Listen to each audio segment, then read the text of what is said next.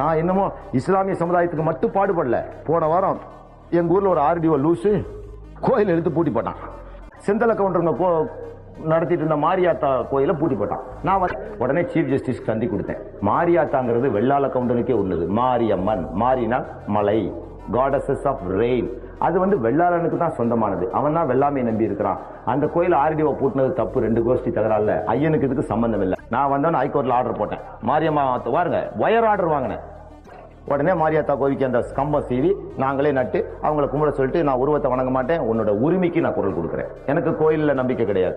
எனக்கு உன்னோட உரிமை. இன்னைக்கு கோயில் இழுத்து போட்டுனவே நாளைக்கு பள்ளியாசல் இழுத்து போட்டுவான். உன்னை அடிக்கும் போது தான் நான் தடுக்க கொடுக்கணும். ஏன்னா ஜெர்மன் பழமொழி அப்படிதான் சொல்லுது. பக்கத்து வீட்டுக்காரர்களையும் அண்டை வீட்டுக்காரர்களையும் பிள்ளை குட்டிகளோடு அராஜகக்காரர்கள் கைது செய்தார்கள். நான் எதிர்ப்பு காட்டவில்லை.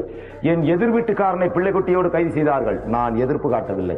ஆனால் என்னையே கைது செய்யும் பொழுது எதிர்ப்பு காட்ட ஆள் இல்லாமல் நின்று விட்டேன். அந்த நிலைமைக்கு முஸ்லிம்களே நீங்கள் ஆளாகி விடாதீர்கள். உங்களுக்கு குரல் கொடுப்பவனோடு கூட நில்லுங்கள். உங்களுக்கு குரல் கொடுக்காமல் ஒதுங்கி நிற்பவனை ஊரை விட்டே துரத்துங்கள். அதுதான் நீங்கள்